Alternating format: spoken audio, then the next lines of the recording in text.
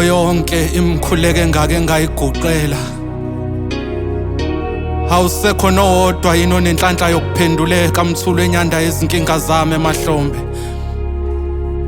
Wathi wena othunyiwa kanqotshwa uma inqotshiwe kusuke kuvuma omthumile. Ngiza kuwe nje ngilethe nazi izinyembezi engiyikhaliswa abantwana bakho. Angilindele ukuba bajeziswe, ngiyazi wena wabathethelela bengakaqali ngisho ungona. Thixo namathela ungasuki kimi. Mase sibiza wena zonke izibani ziyacisha, zithi wena kuphela uThixo wenyathuko ebheke ekukhanyeni.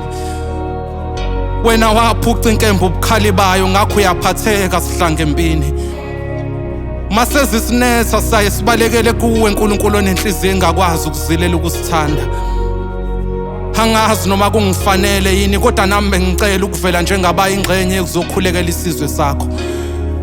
Ngiphinde ngikhulekele nalesi sesikhulu sencwadi yokubuya kukaNembeza, ngoba imvamisa abashumayela ngegazi abafundisi bebandla laso.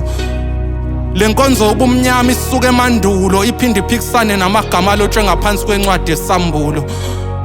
Laba bayasabeka uma bekhuluma. Ingani bakhuluma ngalamaphimbo acula izingoma zokufa. Thixo ngiza kuwe nje, angihambi ngedwa, ngiphethe nansi imkhuleko yabantwana bakho. Uthi omunye usisa ngibuza ukuthi Thixo sekuyakuchaza yini ukusibona sifundela ukuhlala emakhaya, noma sekuyiyona mpendulo ukuthi masikhuleka singatholi impendulo, noma ongenzeka ezindlebeni zikababa uzwakala kangcono umsindo wamathumba ezingane zethu mazibulawa indlala. Lona wesibili umkhuleko kaBhutkhulekani. Uthi ngani uyaphuza ukuphendula phona imsolelana ukuxosha ikati eziko mayipatanisa ngevolovolo. Nami ngiyaya phansi ngedolo, uyazi uThixo ngisona isitha sokholo.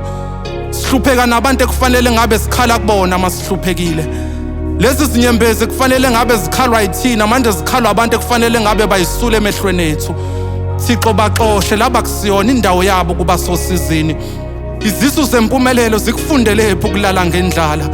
Thixo ngiza kuwe nje ngithunywe ukusinda kwempilo, ulibheke isosha maselikhuleka lilele ngomhlane. Ubona samba sima ilangabi liyashisa Thixo kaNikodima.